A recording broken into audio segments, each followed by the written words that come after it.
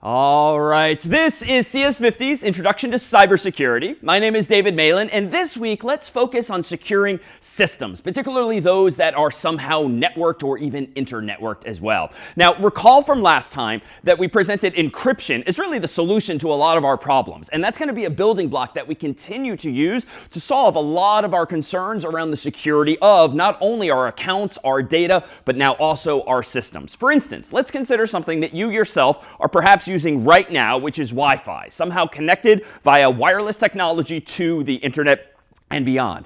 So probably by now you realize that when you're on Wi-Fi, you have to first choose your network. And you might choose your network from a drop-down menu on your computer or the like, or it might auto-select it. But there's at least two types of networks. One that are unsecured, and then two which are secured in some way. And odds are you recognize, and you've already been taught through practice to recognize the little padlock icon on your phone or laptop or desktop as signifying that your Wi-Fi connection is indeed encrypted. Now, what does that actually mean? Well, in particular, in this context, it would mean that any of the traffic, any of the internet packets of information, so to speak, like envelopes of information going from your device off onto the internet, are somehow encrypted, at least encrypted until they reach whatever device your device is talking to wirelessly. So you have a encrypted connection between that wireless device, often called an access point. Now, what is the actual technology that's being used to secure Wi-Fi networks nowadays? Well, hopefully you're using among the latest versions of this,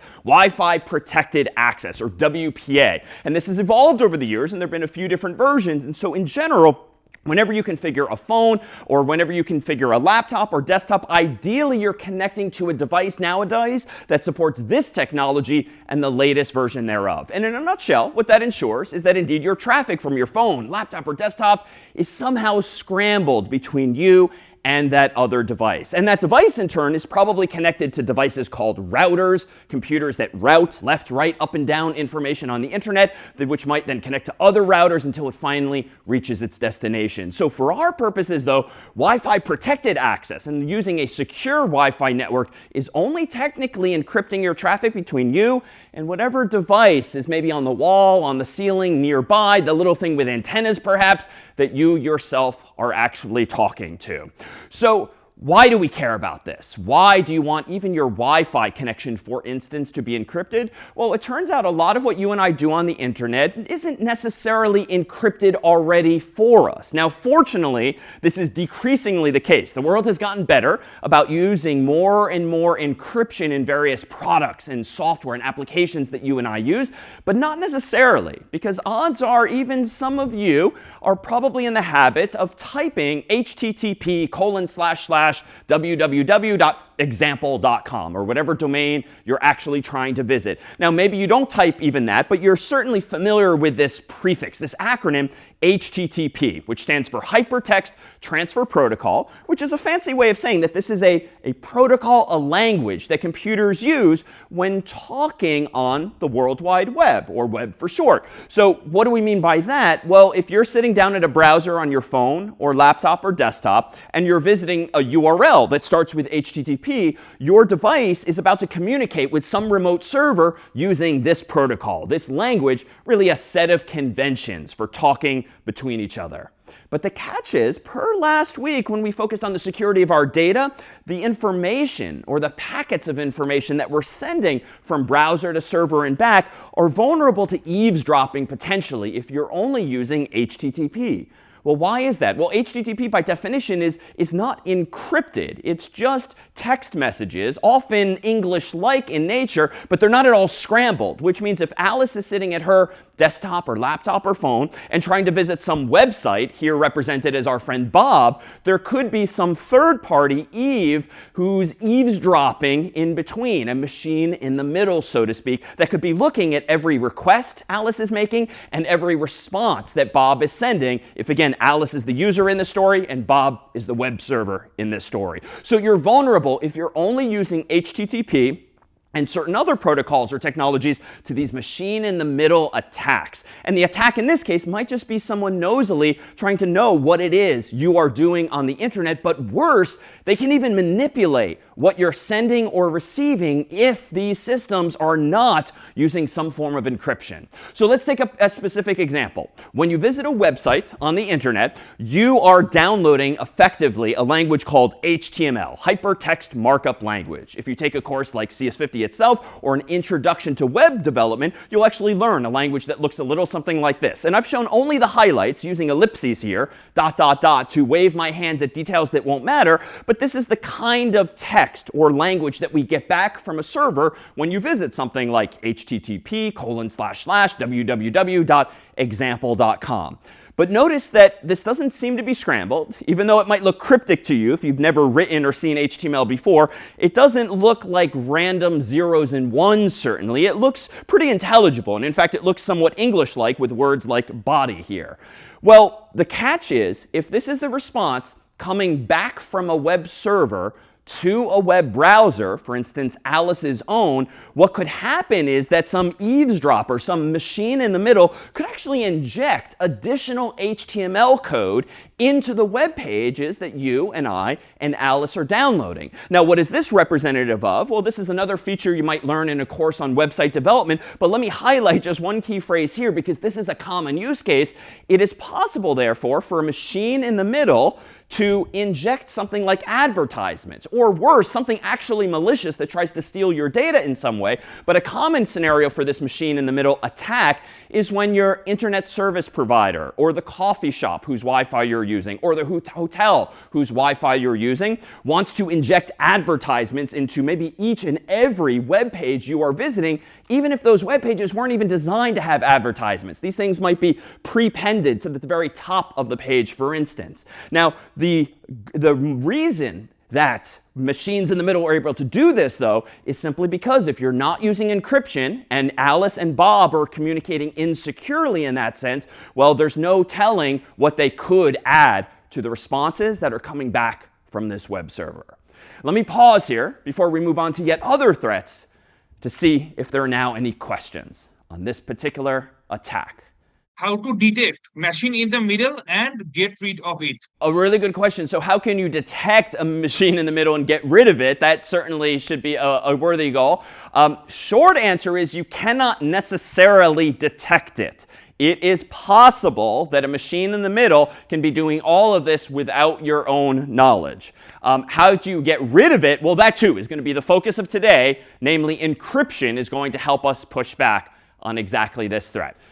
But first, let's consider some additional threats or concerns that we might have. And one of them technically is called packet sniffing. So again, a packet is a virtual envelope of sorts that you might use when sending data on the internet. And so in fact, here is a pretty standard envelope in which in the human world, I might put a letter and then write something on the outside and send it off to someone through the mail system. Well, you can think of packets in the context of computer systems as being analogous to this, whereby this is an envelope whose purpose in life is to get data from one point A to another point B, so from Alice to Bob. And inside of this packet is the actual message that Alice is sending to Bob, and Bob is hopefully sending back to Alice. So it might not all fit in one packet. So indeed, the internet tends to use multiple packets like these, but that's an appropriate metaphor to think about what it is we're doing here, otherwise digitally. So packet sniffing, then, is kind of like trying to get a sense of what's going on inside of these envelopes. And indeed, if the contents of these envelopes are not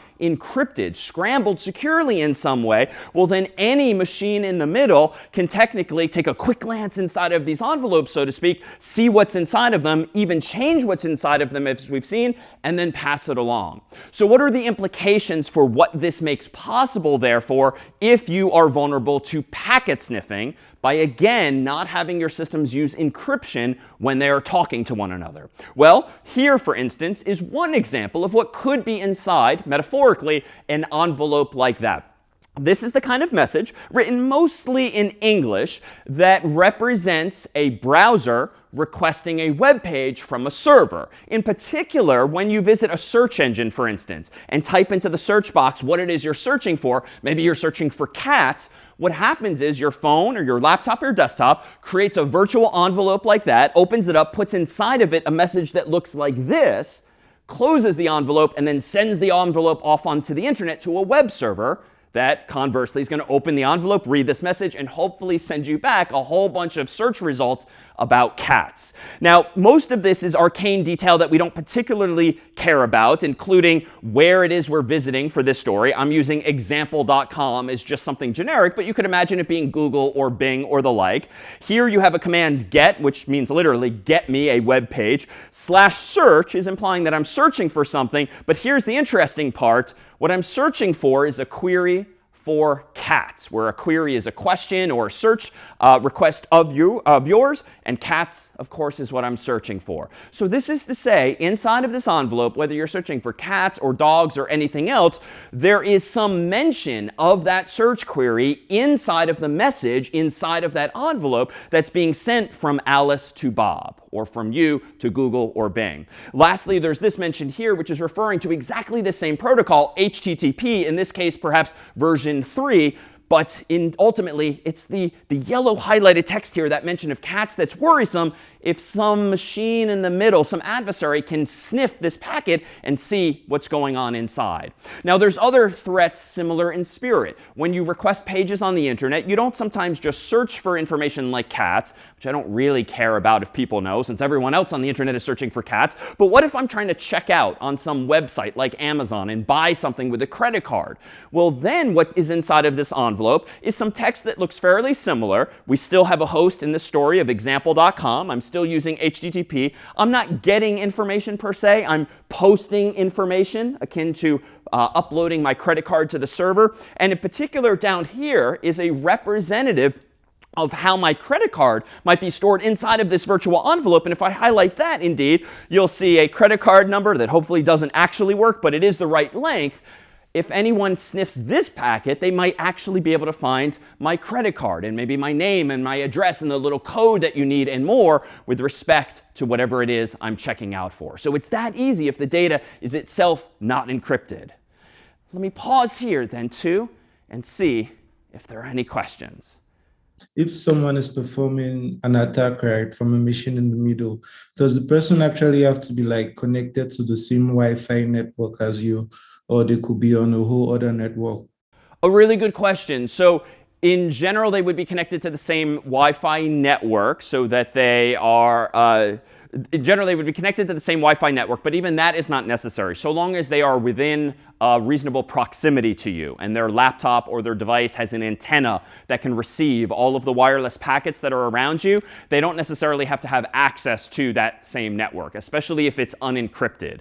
And in fact, there exists software that can listen to all possible networks that are around you. And so that too is a potential threat. Other questions on this here? Do people have to know your IP address in order to be able to see what you're doing or read what websites you're going to? A really good question. For those unfamiliar, an IP address is a unique identifier that every computer on the internet has, much like you have a postal address to which humans can send mail. Short answer, Mehal, is no. Like someone does not need to know your IP address in advance for at least these wireless attacks, because they can simply, as per my other response, listen to all of the wireless traffic nearby, and they can actually see the IP addresses of senders and receivers flying by, so to speak, throughout the air. So what's another threat we should be mindful of? Well, it turns out that most anytime you visit a website nowadays, one or more cookies are installed in your computer. Now, what do I mean by that? When you actually visit a website for the first time, particularly one that you need to log into, and therefore that needs to remember you when you click on different pages, for instance, to access different emails, add different things to your shopping cart, what the server actually does is a little something like this. The server responds to your request for instance, after logging in, with an HTTP response that first says 200, which is code for OK. It's a so-called status code, similar in spirit to the 404 you might have seen in the real world, but 200 means OK. And then it additionally sends this line of text inside of a virtual envelope that gets sent back to you. Set-cookie, and then this key value pair, so to speak, a word like session, then an equal sign, then a value. Now in practice, the value is actually pretty big and random with numbers and letters, but I picked something easier to pronounce for today's purposes, 1, 2, 3, 4, A, B, C, D. And what this is similar to, actually, is as though when you visit this website, your hand is being stamped. Right after you've logged in, the server is now sending you, browser, this piece of message to say the equivalent of your hand has now been stamped. And so the next time you click on a link on that same website, it's as though you present this hand stamp again and again and again, instead of having to input your username and password again and again and again. This is a more seamless way, supported by HTTP, to just remind the server, I'm still David, I'm still David, I'm still David, by having virtually stamped my hand, and that's implemented by way of this cookie, so to speak. So the cookie is exactly what's in yellow here, and a session is just a concept that refers to the ability of a server to remember who you are. It's like your shopping session in the context of a website like Amazon.com, where you might have a shopping cart that you want to keep adding things to. The website wants to remember what's in your cart, therefore the website needs to remember who you are, therefore the website's going to check your hand stamp, much like an amusement park, a bar, or a club might once you've already shown them your ticket or your ID. Now, subsequently, when your browser visits the same website again and again, it of course doesn't have a hand to show like this, so rather it sends its own message via HTTP inside of its own virtual envelopes back to the server. Every time you click another link, add something to your cart, open a new email on the site into which you've logged in. So here I'm just getting the home page of this server, and then I'm sending not set cookie, but cookie. This is the textual equivalent in HTTP of my presenting my hand with that stamp.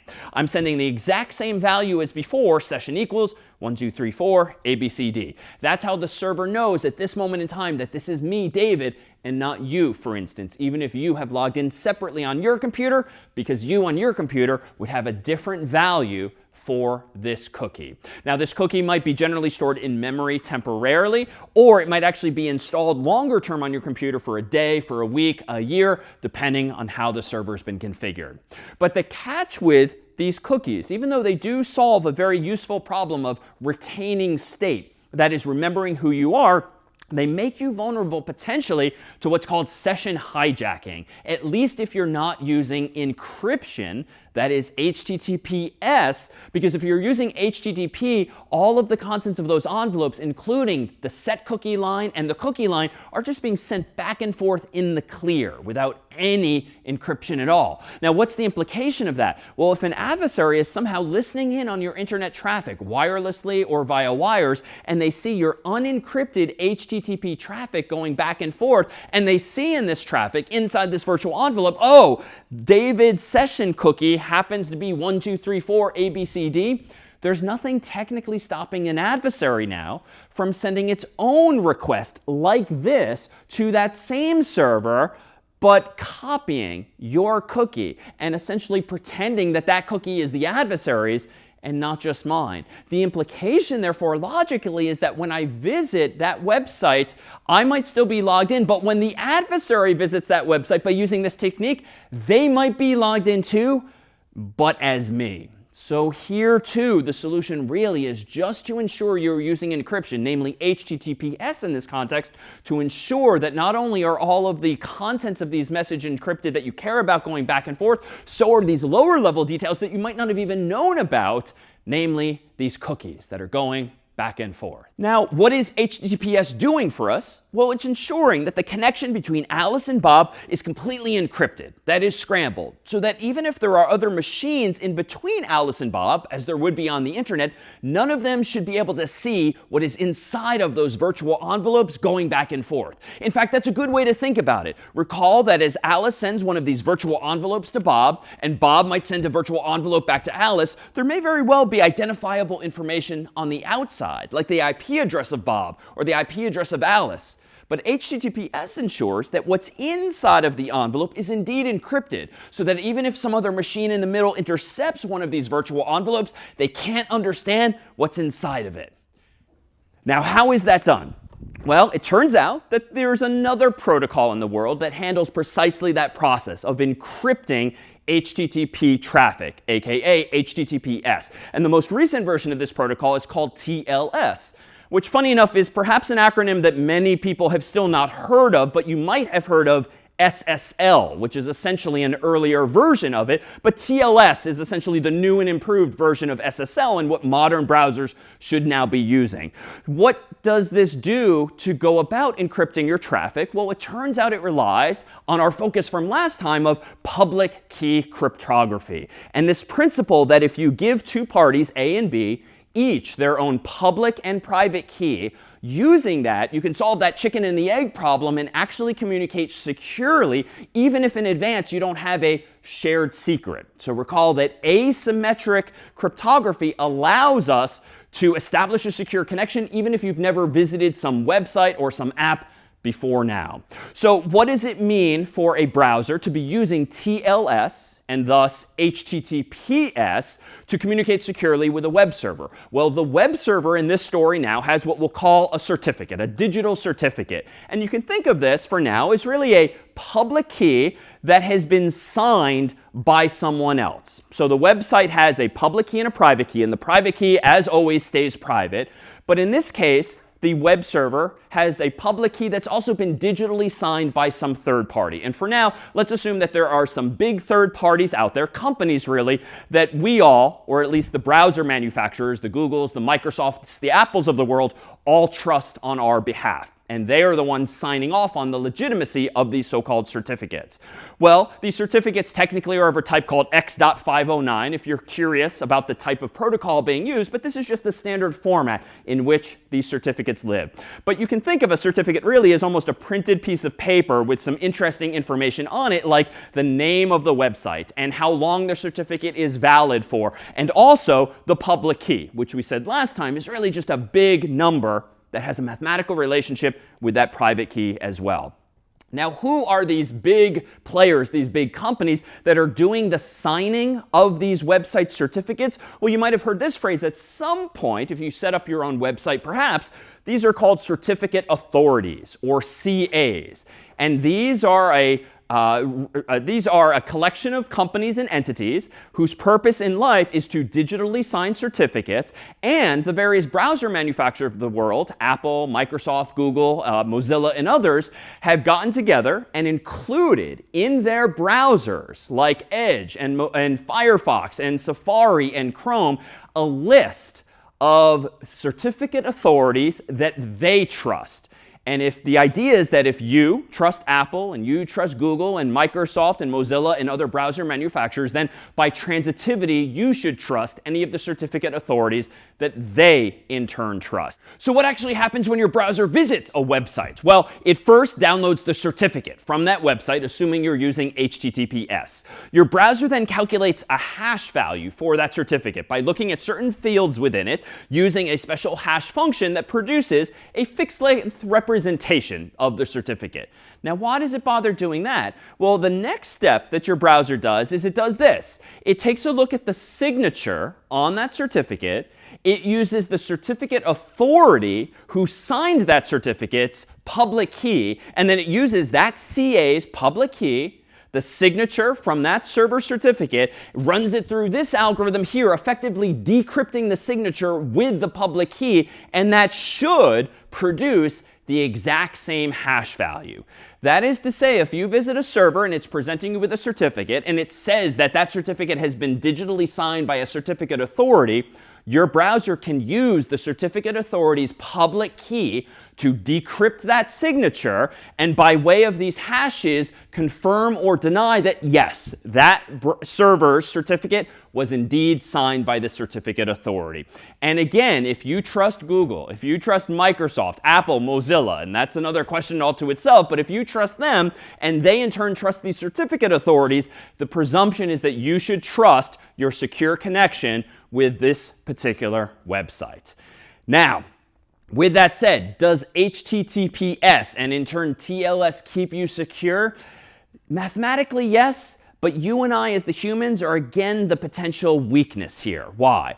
There's another attack called SSL stripping for historical reasons, but now it refers also to TLS. And what this attack involves is tricking the user into thinking they have a secure connection to a website when they might actually have not an encrypted connection to that website. And worse yet, they might actually have an encrypted connection to a third party, a machine in the middle's own website. So how might this work? Well, if you and I are in the habit of only typing still URLs as http://www.example.com, or maybe you are and are in the habit of just typing www.example.com, enter, into our browsers. Or maybe more likely, you and I are in the habit of just typing example.com, enter, in our browsers. Well, if you watch the URL bar, the address bar in your browser, you've probably noticed over time that even if you type the most succinct of those inputs, it eventually gets converted into a longer URL with the HTTP, maybe with the www,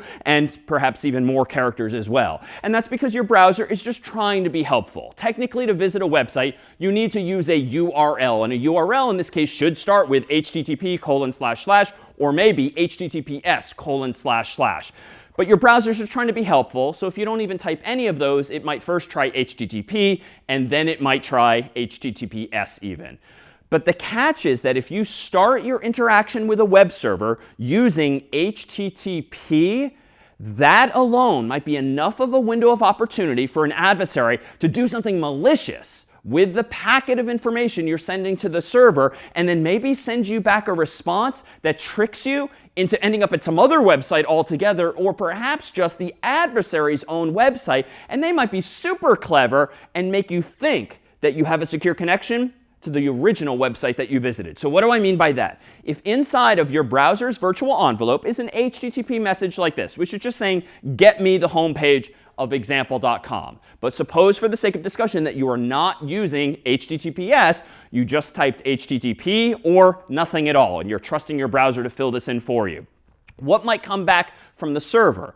Well, the server could respond with a message that says this, HTTP version 3.307, which is another status code which means redirect the browser to a different URL. This is the browser's way of saying, detour, go to this other URL instead. Well, what location is that URL at? Well, perhaps this one here. But the catch is that if you're using HTTP, and therefore your request is unencrypted, and suppose for this story that there is a machine in the middle waiting there, listening to attack you, it could actually be that this response is coming from that machine in the middle and not the actual website that you intended to visit. Why? Because if Alice is trying to reach Bob, but Eve, the eavesdropper, is in the middle, it could actually be Eve in the middle that's responding with this request. So Bob doesn't even know what's going on in this story. But the catch is here, notice that this eavesdropper, this machine in the middle, is particularly clever because they're suggesting that you be redirected, per this status code 307, to https://. And odds are you and I are probably in the habit of at least making sure that our browser says secure, or that at least you're at an HTTPS URL. So you might think, whew, good, everything is the way it should be. Now this is very, very subtle. But what if I draw your attention to the actual URL I'm being sent to here? At least on a US English keyboard using this particular font, this is no longer example.com, example.com.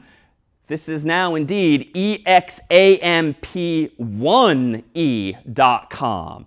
So this is a particularly subtle attack whereby the adversary in this story seems to have bought a domain name that looks very similar to example.com with an L, but they instead use the number 1, which in some fonts and on some screens looks so close to an L that are you or I really going to even notice this difference? The implication, though, of this subtlety is that you might very well have a perfectly encrypted connection using HTTPS to a server, But it's not Bob's server in this story. It's now Eve's server in the middle. So SSL stripping in this case refers to an attack whereby you're sort of stripping out what would be an HTTPS redirection to the right place, and maybe you never even end up at HTTPS, and the eavesdropper in the middle always keeps it as HTTP. But an even more malicious adversary might take it one step further and actually redirect you to their own HTTPS site, at which point you might be vulnerable to the phishing attacks that we've discussed before, where you might provide information into a website that is not actually legitimate. So how can you mitigate this kind of attack? Well, one, if you're a user, a consumer, you could just get into the habit of always typing out HTTPS : and then the domain name that you want to visit. I will concede that that can get tedious quickly, but that is hands down the most paranoid solution to implement here, because you know you will end up at HTTPS. Hopefully the website actually supports HTTPS, but most websites nowadays certainly do. With that said, if you're on the flip side of the story and you're actually the designer of the website, the business owner running the website, or you have control over not the browser but the server, there's a few different things that you can do.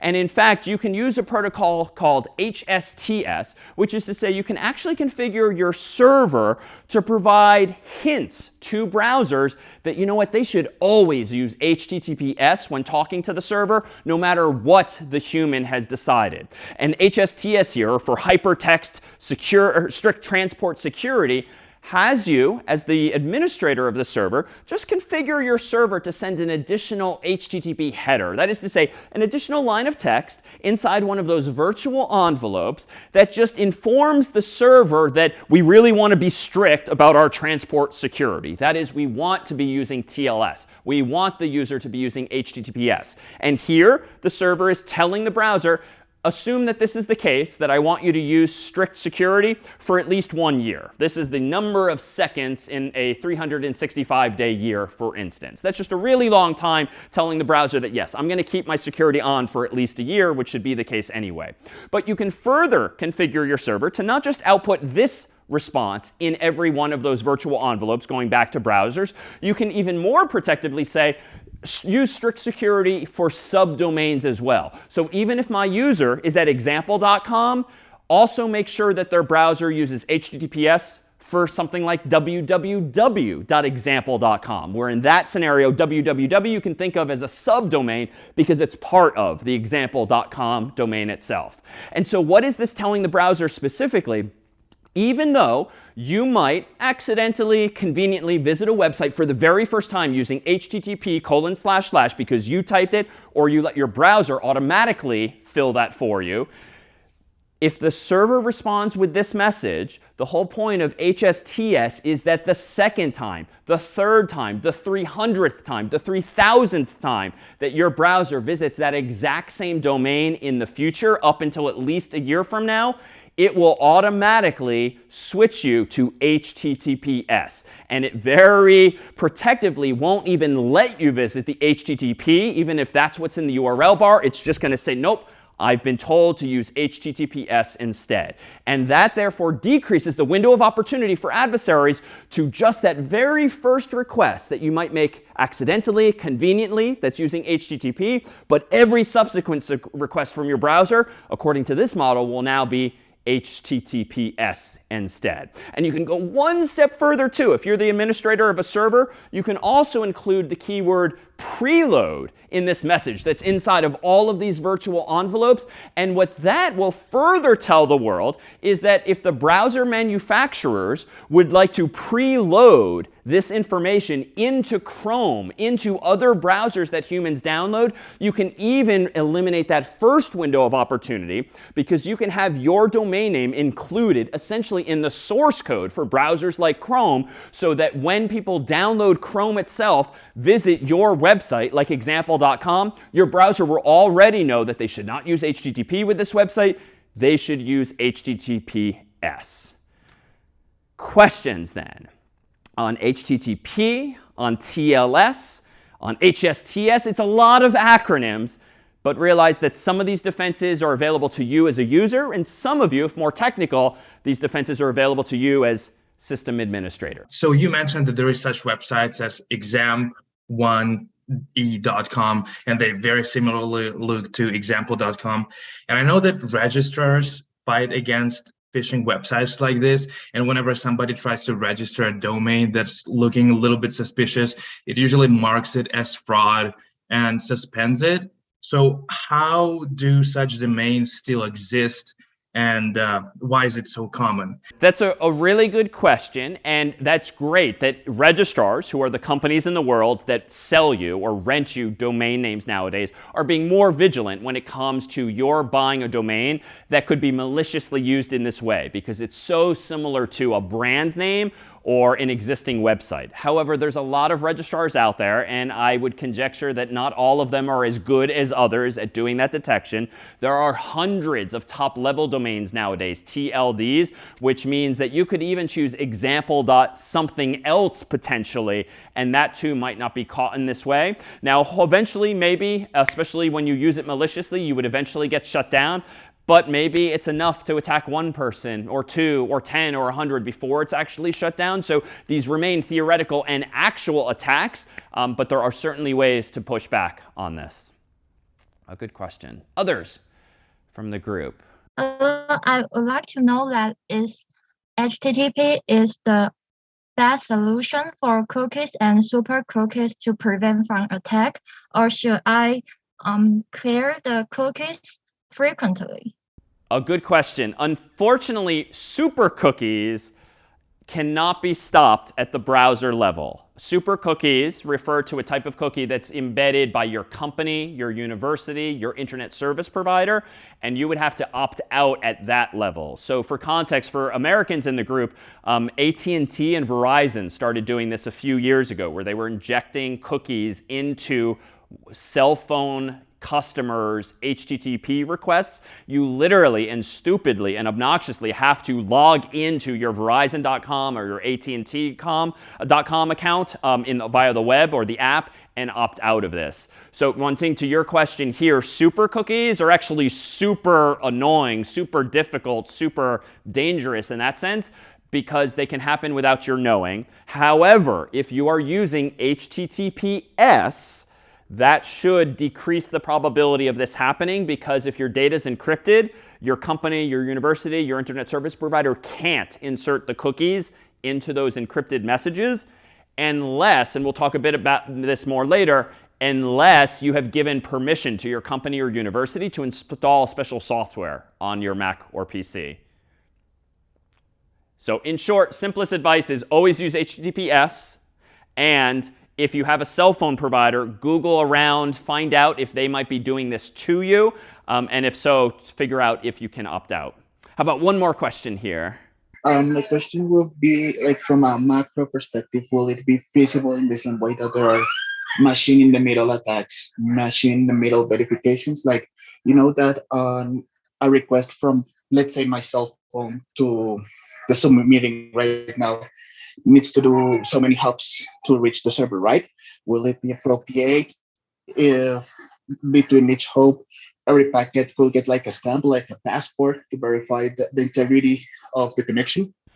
Potentially. The catch is, and if I'm understanding the question correctly, the catch is you, I, we don't control all of these machines in the middle when it comes to routers. So it's possible to do what you're doing, but there just isn't coordination at that level. And so per our discussion last week of end-to-end encryption, in general, it's best that the sender and receiver worry about doing the encryption, because that way you don't have to trust anyone in between you, any machines in the middle, so long as you are using a protocol that supports some form of encryption end-to-end.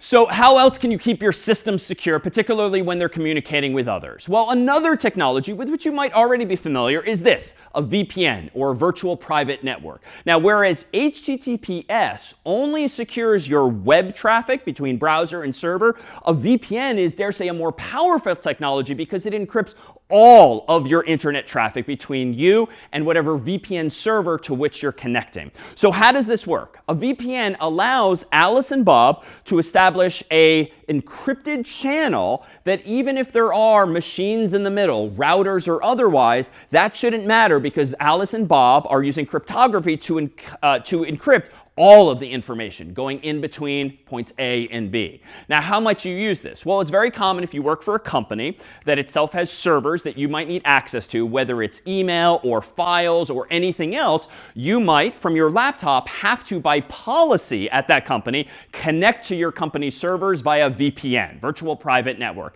That is to say, your Mac or PC or your phone have special software that you start up. You probably log into using minimally a username and a password, maybe using a two-factor code, maybe using a USB device that you have to connect to your computer. You have to somehow authenticate to that VPN. And once that software is up and running and authenticated against the VPN server run, in this case by your company, all of your internet traffic thereafter should be encrypted between you, point A, and the company, point B.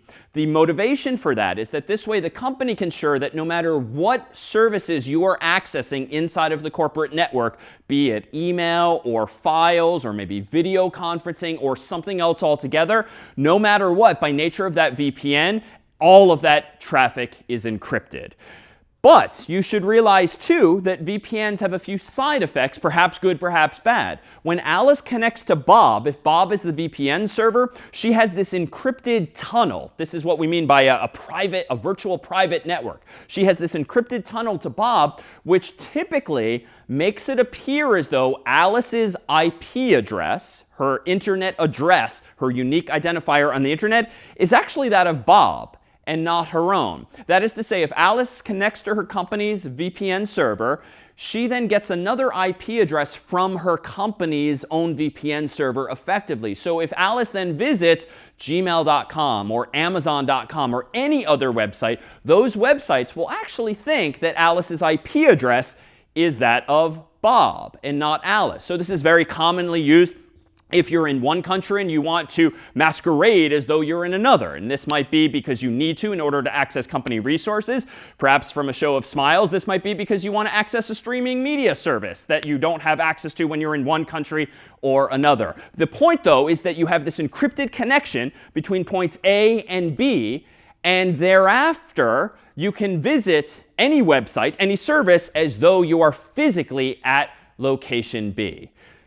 Beyond that, there are other technologies that you can use to encrypt communications, and this one's a little more technical and used by programmers and system administrators alike. There's a protocol called SSH for Secure Shell, and this is a technology via which you don't necessarily encrypt all of your traffic between point A and B, although you can use SSH to create the equivalent of a virtual private network or VPN. But SSH is all about connecting to a remote server and executing commands on it. So not executing commands on your own machine ultimately, but on some other machine that's maybe inside of your company, your university, or somewhere else in the world. So for instance, if curious as to how this works, you might recall that in a previous class I wrote some code on my computer, and then I opened up a terminal window that started with this prompt, a $sign. It doesn't mean currency. It's just a tradition that the $sign means type your commands here. But at the time, I was typing them on my laptop here on a local server, if you will.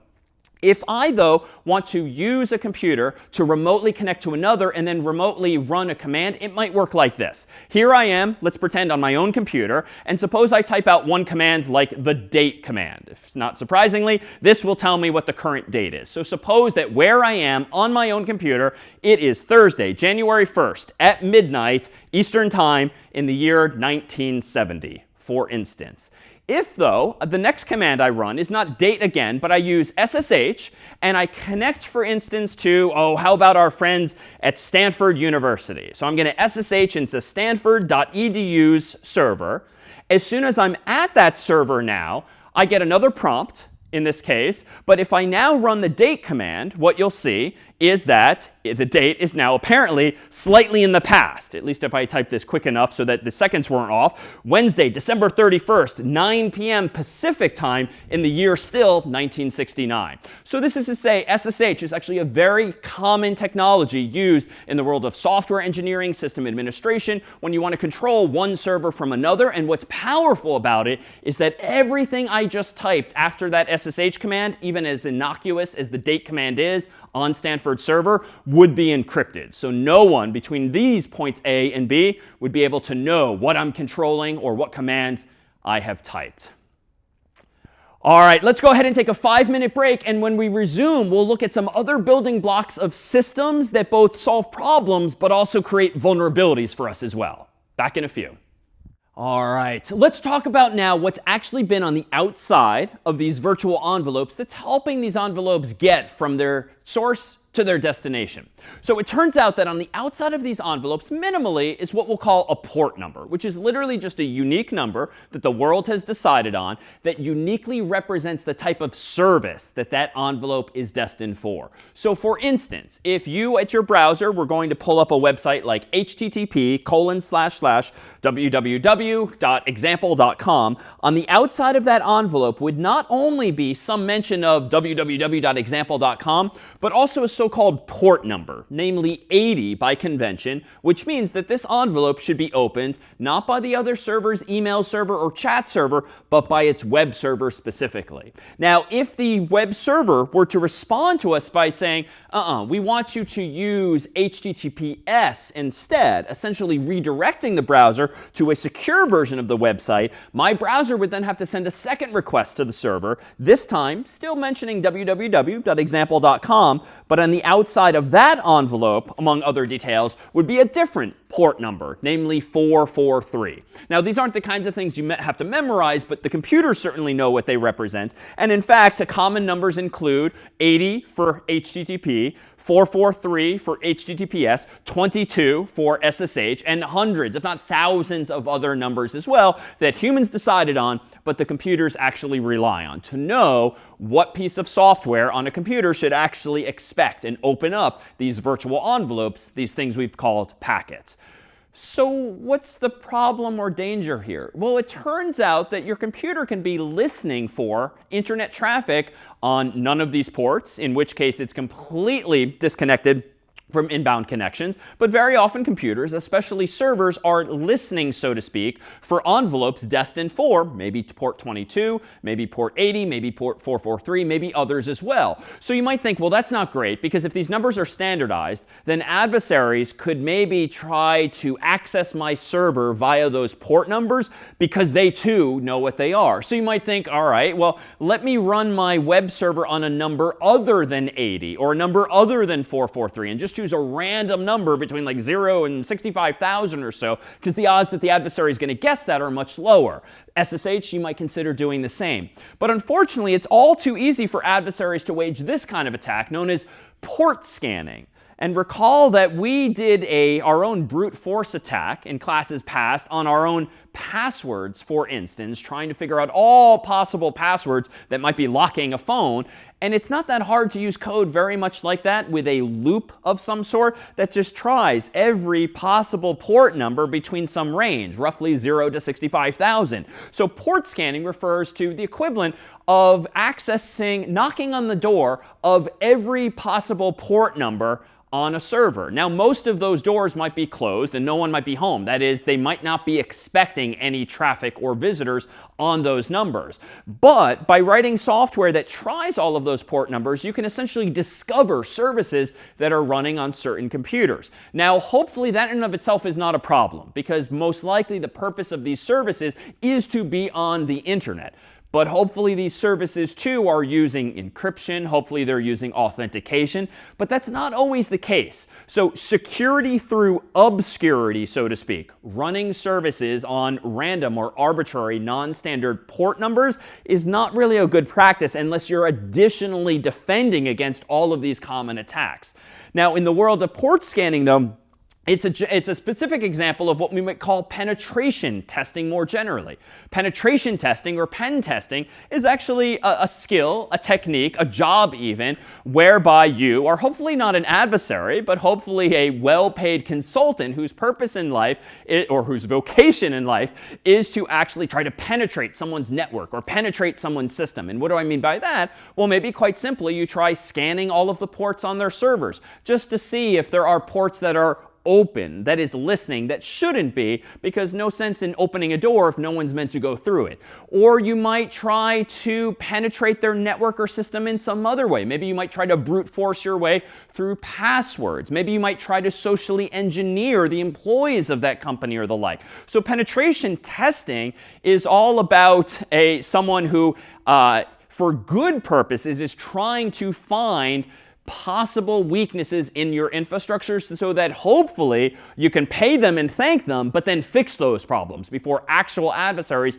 try to exploit it for malicious purposes instead. So this might also be referred to as ethical hacking, where you get all of the cachet of being a hacker and really good with computers, but the upside of doing it ethically, which is to say that if you are in the business of trying to find faults with systems, you don't have to do it for illegal financial gain, but for very much legal financial gain instead, as in someone will pay you to find faults in their system so long as you tell them and only them first so that they can actually fix the same. And in fact, in this world, there's a gamification of it of sorts in certain companies where you might have a red team whose purpose in life in this game is to actually try to penetrate the network or find some faults, and then the blue team, so to speak, whose purpose in life in the story is to defend the systems against those attacks. And so that too has often yielded better results for some folks, given that it helps them find weaknesses before adversaries who don't work for them do.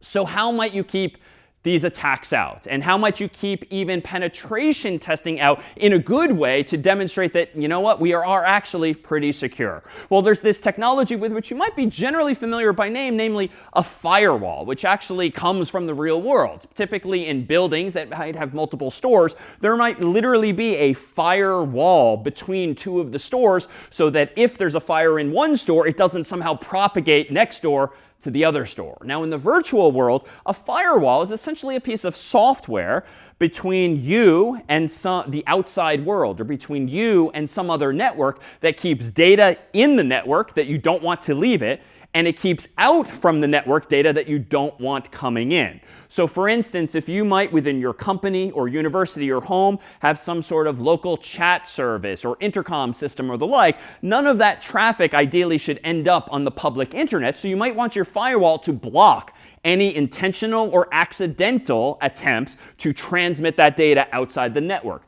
Conversely, if you have a private network that you only use for home computing and watching streaming media and the like, you are not yourself a server, and you certainly don't want random on the people trying to connect to your laptops or desktops or servers in your home. You might want your firewall to keep all internet traffic out. Now, with that said, there are some problems when you want to use services where you do need to talk to someone on the outside world, maybe like a Zoom call or the like, but there are technologies that help mitigate this, so these firewalls are not necessarily absolute. You can open them up or poke holes in them, so to speak, to allow certain services through. So how might these firewalls actually work?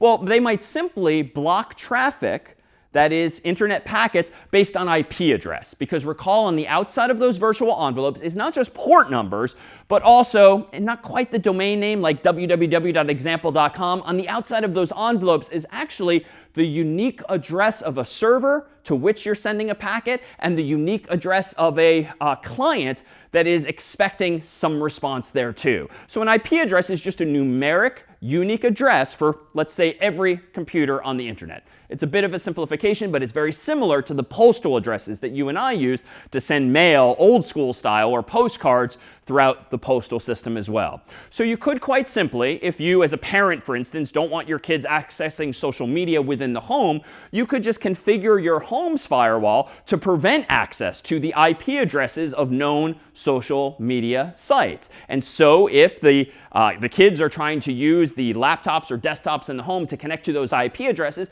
it would effectively be blocked and not allowed through, so long as the software in question, the firewall, knows or can figure out what those IP addresses are.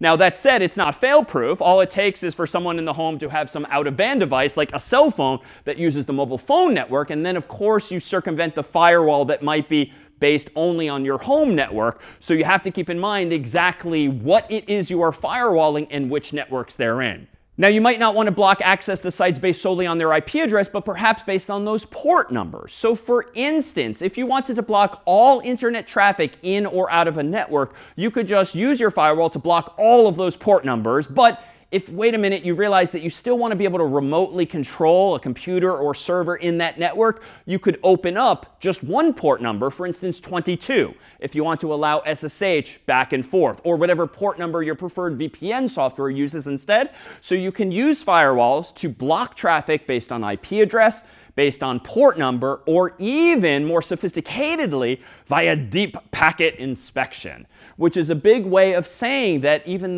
the most sophisticated of firewalls can actually open up, theoretically, these virtual envelopes and see what's actually inside them. And this way you can even more reliably block certain sites by their domain name, not just their IP address, but by their name. You could, for instance, via deep packet inspection, keep an eye out as to who is emailing whom. For instance, corporations that are very concerned about their intellectual property, ideas and products that they have internally, they might use deep packet inspection to make sure that you and I are not emailing the press about some new product under development, or emailing the competition or anyone in the outside world about some product, because via deep packet inspection, you can pretty much look at everything inside of this envelope, be it the sender, the receiver, the contents of the message. But you can also use this too, not just for confidentiality and the like, but also, for instance, to check for malware and malicious software. That is to say, maybe attachments that you don't want to allow through.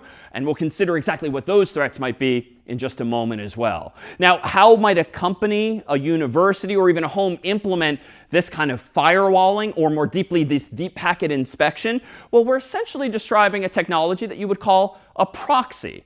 And a proxy is very often a server, though it doesn't have to be an actual physical server. It can be a piece of software running in your network. A proxy is a device that essentially implements a potential machine-in-the-middle attack. But it's not quite an attack in this way. It's by design. A proxy is a device, a server, or a piece of software that sits between two other points. So in this case, Alice might be someone on the inside of a network. Bob might be someone on the outside of a network. And Eve, in this case, is eavesdropping literally because her role in this story is to be that of a proxy. And the proxy takes data from one side and ideally maybe hands it out to the other. But this proxy might indeed be eavesdropping, might be a little nosy. And so as a packet comes in this way from Alice, might look in the packet and decide, we're not going to send this to Bob, and then it might just be dropped or effectively deleted. So companies, universities, even home networks can use proxies to decide yes or no whether or not to allow certain traffic through. So in that sense, they're very similar to a firewall. But sometimes proxies are something that have to be configured even for your own devices, because there might be only one path out of a company network, only one path out of a university. But the catch here is that literally all of that traffic by design now is going through this middle point. And here's where things can get troubling, especially if you do attend a university or you do work for a company where they may be issued your laptop or desktop or phone. So if your company or your school has given you a laptop or desktop or phone, that might be nice that this is one of the perks to have this hardware. But if they have pre-configured it with software, realize that there are implications of that. You might have your own username and password on that laptop or desktop or phone, but they might have installed administratively, with root access, so to speak, some kind of software that could actually be monitoring everything you're doing on that computer. And this is not uncommon in the corporate workplace. But they can also do things more technically. Like they could install their own certificate authority on your laptop or desktop or phone, essentially adding to the list of certificate authorities that Microsoft and Google and Apple and Mozilla have baked into their own browsers. The implication of this is that even if you think that you as Alice can securely communicate with Bob And maybe Bob in this story is gmail.com or amazon.com or facebook.com. Even if you think that Alice and Bob Alice, can communicate securely with Bob and establish a connection between https://gmail.com. If your browser, that is your phone or laptop or desktop, has a certificate installed by your company or university that's acting as a CA, or certificate authority, essentially your computer could be tricked into thinking that you're connecting to the real gmail.com, but you're actually connecting to the company's proxy server. But because you have this additional certificate on your computer, even though the company is masquerading, pretending to be gmail.com, you're actually connected to their proxy server. And they might actually be forwarding your traffic somewhere else, but this is a definition of a machine in the middle attack, but it's facilitated by someone else having used our technologies that we talked about earlier to trick, really, your local device into thinking that this is the real gmail.com, whereas the math might actually be based on the company certificate, not on Gmail's own. So be mindful of that again whenever you're using a device that has left your control or has not always been under your control, that you do not necessarily know what is installed on it.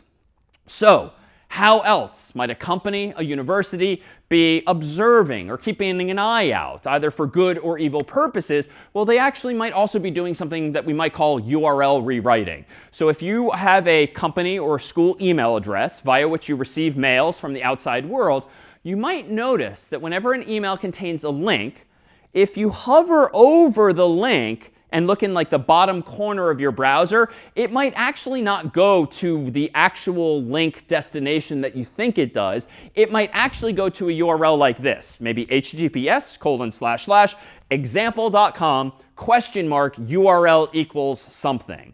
And the implication of this here is that what companies and schools might do to combat malware, maybe malicious software that could be accidentally installed or sent your way via URLs, or to prevent you from accessing phishing websites that are trying to steal your or the company or the school's information, they might automatically, through some kind of proxy server, acting in this case on email, change every URL in an email you receive to be example.com, and then embed at the end of that example.com URL the actual URL so that you can still reach your destination. But the implication of this is that if you click on this link here, you're first going to visit example.com. That's going to include some data from that proxy server that has added URL equals something, where something might be gmail.com, amazon.com, whatever the actual URL is. But because the company or the school in the story controls example.com, they know what URL you're trying to visit. Now, one, they could minimally just log that information and know that, oh, David seems to be visiting Gmail again. Or they could actually check in their database, is gmail.com or whatever this URL is known to be malicious? Is it known to be a phishing website? And they can just prevent you from accessing it altogether. So this is another form of proxying that's actually very explicit, because you're embedding the machine in the middle quite literally as example.com or whatever your university or your company's domain name is. But it's all toward an end of trying to help protect you from potentially malicious phishing type websites. But the implication too is that now the company, the school, the machine in the middle knows every link you're clicking on as well. Let me pause here and see if there are now any questions about these techniques of proxying. I just want to know what's the difference between VPN and also Tor network in a higher level, like, just the difference. Because what I do know is that these two networks are used to encrypt or anonymize our activity or, the data that we're sending. The second question is that, let's say that I'm using a network at a university or a company, and they also have their own, CA, which means that they've got their own databases, like which websites I can get in and which websites I cannot get into. If I'm using VPN, does that mean that, the university or the company know what I'm doing? Good question. So Tor is the anonymization software I was alluding to a moment ago in my previous answer, and we'll talk about that in our final lecture. Tor really is about privacy preserving. So it's about covering your tracks so that, kind of like the Hollywood movies, when you're here, your data is bouncing sort of across all of these different servers in the world, and it's sort of difficult to trace it back to its origins by design. So more on that in a couple of weeks' time. VPN is an encrypted connection just between one point A and another point B. So even though they can't see what you are doing, it is very obvious where your data is coming from thereafter. So legally, for instance, if the VPN server or company were to be subpoenaed, they might have to disclose information about you. And so it's not quite as privacy preserving. It secures your data, but it doesn't preserve your privacy in the same way. On your other question about what you're doing, especially when you're on a VPN, if someone has installed with administrative privileges software on your computer, like, all bets are off. You cannot trust the device. So if they've installed their own certificate on your computer or a CA to the list of trusted things, anytime you use that browser, for instance, like, you are vulnerable to a machine in the middle attack, or at least a proxying type implication. Beyond that, but honestly, at that point, if they've installed special software on your computer, they could be monitoring everything you do on the internet anyway. So sort of all bets are off. So what is it we're trying to keep ultimately out of our systems? Well, I dare say malware is perhaps one of the biggest threats. So malware, or malicious software, is just software that someone has written that can do malicious things. And that's sort of the nature of software. If you've never programmed before, it turns out that it's not that hard to write a program that, if you run it, like, deletes all of the files on your computer, or maybe starts sending out spam, or maybe starts mining Bitcoin or anything else. Like, software can do anything, and whether it's malicious or not is really up to the human who wrote it or the person who's using it. Now, you might have heard of specific types of malware, for instance, a virus. A virus is a piece of software that attaches itself to a host, just like in the human physiological world. The catch with a virus in the digital world is that you, the human, usually have to do something to get infected. You have to open a file that's infected with the virus and start running it on your computer and loading it into your computer's memory and CPU or brain. You have to click on an attachment in an email that's perhaps infected. So viruses generally require human intervention and really human mistakes. You're exposing yourself unintentionally to a piece of software that can now do anything. And a virus can literally do anything that a piece of software can. So it can delete all the files on your hard drive. It can send spam. It can start Bitcoin mining. It can email all of your files to an adversary. Like, once you have a piece of software running on your computer, all bets are off. So you might wonder then, well, what's the line between a virus and, like, Microsoft Word or some Spotify or some other piece of software you install on your computer?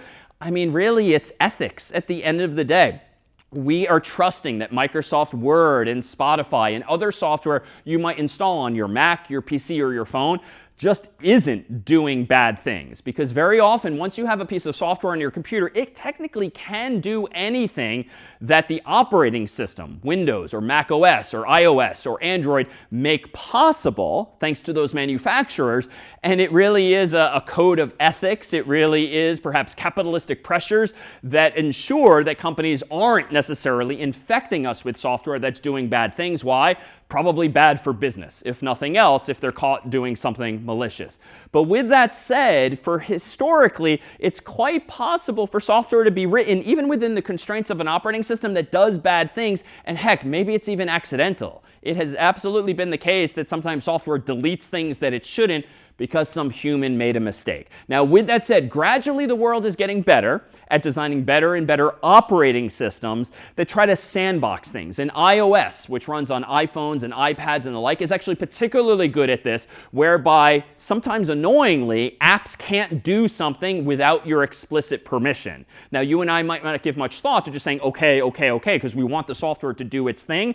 But more so than operating systems past, you and I are increasingly being allowed to weigh in on whether some piece of software can use the network, can turn on the camera, can turn on the microphone. So thankfully, we're getting more and more building blocks to mitigate some of these concerns. But there are still viruses in the world, and you can be infected by them, whether it is some file you've downloaded and run or some email attachment you've clicked. But more worrisome is another type of malware that we might call a worm. And a worm is very similar in spirit to a virus in that it's just malicious software. It can do anything. But these things can travel from computer to computer even without interaction by humans.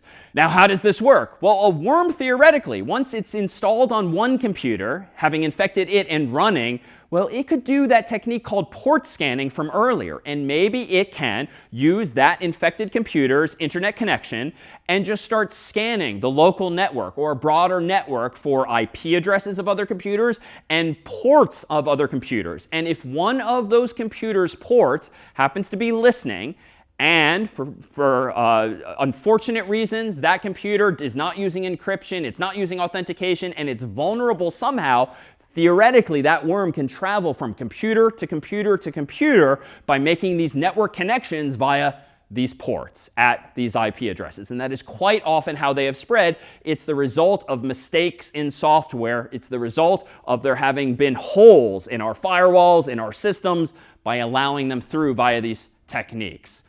So what's the downside, really? Well, beyond just wreaking havoc on your own computer by deleting all of your files, spamming people, Bitcoin mining, and the like, actually what adversaries have increasingly been doing over the years is creating botnets, so to speak. That is, it turns out it's more valuable to an adversary not to completely disable your system, because that doesn't really serve them long term, but maybe to install software on your computer that's just constantly running. And it's not actually doing anything bad to you. None of your files are deleted, no spam is being sent, but you are infected. And there's just some piece of software constantly running on your computer. But maybe this adversary has somehow figured out how to infect not just your computer, but my computer and your computer and your computer and your computer and hundreds, thousands of other computers in the world. Now, if this software is smart and it's constantly listening for commands, an attacker can send some kind of command, not unlike those virtual envelopes, to this entire botnet of computers and say, OK, computers, now everyone at the same moment start attacking some server. Or everyone at this moment start sending emails. Everyone at this moment start mining Bitcoin. And so you can leverage the network of hundreds or thousands of computers all at once and have a much more powerful attack therefore possible. And what form do those attacks take? Well, quite often what we'd call a denial of service attack, or DOS. And this is exactly as the name suggests. Sometimes adversaries' goal in life is just to deny service to everyone else, whether it's for political reasons, financial reasons, or the like. It's one thing for me on my laptop or my phone to maybe visit, maybe I'm a little annoyed at Google today. So I go to google.com, and then I keep hitting reload, reload, reload, reload, or faster, reload, reload, reload, reload. I'm trying to deny service to other people, but realistically, Google has way more resources than me. So a denial of service attack only really works if you have a lot of resources yourself, more resources than the site you're attacking. But with botnets, when you control multiple computers, you can actually wage a distributed denial of service attack, whereby, again, you send a command to this whole network of infected computers, and you say, all right, everyone go visit google.com right now and reload, reload, reload. And when it's hundreds or thousands of computers doing it to Google, or maybe not someone as big as Google, but maybe a small business that they're annoyed at or they're competing with, you can, via distributed network, try to deny service to actual customers or users of that site. Why? Well, a computer, long story short, only has so much memory, only can do so much per unit of time. And if you completely distract a computer or server by all of these requests that are sort of bogus, then the good requests from the real users, the real customers, can't necessarily squeeze in. And so you're denying service to other people. And distributed is particularly malicious. Why? Well, once a company figures out what's happening, like Google, they could just block with their firewall my IP address, for instance, coming from my phone or my laptop or other device. Once they know where the attack is coming from, they can just deny, or they can block service there. But if it's distributed, if it's coming from all of us or thousands of people, thousands of IP addresses, then it gets a little harder. Like, technically, they could just block all of our IP addresses, thousands of IPs. But very often, you and I share IP addresses. If we're on the same campus, on the same corporate network, even though locally we might have unique addresses, to the outside world, we might all share one public address from our whole company or school. And at some point, it's not going to be in Google's best interest in this story to block all of those IP addresses, because then we might be denying service to actual good people on this campus at this company who just happen to be on the same network as this attacker or as this infected computer. And so that's really the value of attacking computers nowadays. It's not just one thing to get at your computer individually. It's what your computer represents. You are a node, a potential ally on a network of systems. So it's just as well that we try to keep this kind of software out altogether instead. So how? How do you keep it out? Well, for years you've probably heard about, maybe you've been using antivirus software, and that's exactly what it does. Antivirus software is software you either download for free, maybe pay for, install on your computer, and it's generally constantly running. Or maybe it runs on a schedule to check, are there any known viruses or worms on this computer? And if so, let's delete them, or let's somehow remove them safely. And maybe you have to reboot to get them out of memory, but then maybe you're back in business. To be fair, that might be too late, because the emails, the spam might have been sent, the files might have been deleted, but it at least gets it out of there for the future time at least. But there's a problem with antivirus software alone, in that it has to actually be current for the attacks that you're facing. That is to say, the antivirus software to work has to know about the virus, has to know about the worm. Now, how can you make sure you're always current? Well, you can enable automatic updates with your antivirus software or even your operating system more generally. And in recent years, the world has kind of realized that even though there are downsides of automatic updates, it's generally proving to be, it seems, a net positive for society. Why? Because it ensures that you and I and everyone else are generally running the latest versions of software, which generally means we've fixed security holes, that is, security-related bugs in previous versions, so that at least we're not vulnerable to yesterday's mistakes. You know, we're still vulnerable to today's and tomorrow's mistakes when people continue to write software that's buggy, but at least we're staying current. This also ensures, too, that companies can focus their resources generally on the newest versions of software, and they don't have to worry about being backwards compatible and spending time and effort and distraction on software that might be older and older and older. So enabling automatic updates is generally proving to be a good thing, I dare say. But there are downsides. You know, Google, Microsoft, Apple, and others, they're not perfect. And it has definitely been the case that they or companies have released an update that actually breaks your computer or mine in the sense that now I can't access it or something went wrong. And so generally automatic updates are not something you do to all of your customers all at once, but maybe a few, then a few more, and just to make sure that we're not going to break or brick a whole lot of our users' computers. But generally speaking, turning on automatic updates will at least ensure that you're not vulnerable to problems the world has already solved. And this is a good thing, because there's nothing worse than realizing, oh, I've been attacked and there was something you could do about it. You could have updated your software already. But the catch is that there are also these attacks known as zero-day attacks. And the problem with antivirus software in general, and even automatic updates, is that there's still humans involved in this process, whereby they have to realize, ooh, there's a new virus in the world. Ooh, there's a new worm in the world. Ooh, we made a mistake. You have to fix it. You have to update the antivirus software to detect those new threats or those new viruses, those new worms. So a zero-day attack is an example of attack where an adversary maybe writes their own virus, their own worm, gets it out into the wild, maybe on enough computers that they can do something particularly destructive or valuable for them with it, and the world just doesn't have time to catch up. So even if you have antivirus software installed, automatic updates, might still take a day, a week for the companies who design that software to update those products for you. So even then, you're still vulnerable. And that's why security really is going to be this multi-pronged approach, especially when it comes to our systems. It's not enough to just use antivirus software. It's not enough just to have a good password. It really is a layered defense, so that you create this gauntlet of defenses ultimately that adversaries have to get through. And if they get through one, hopefully you're fine. If they get through two, hopefully you're still fine. If they get through three, maybe then you should start worrying.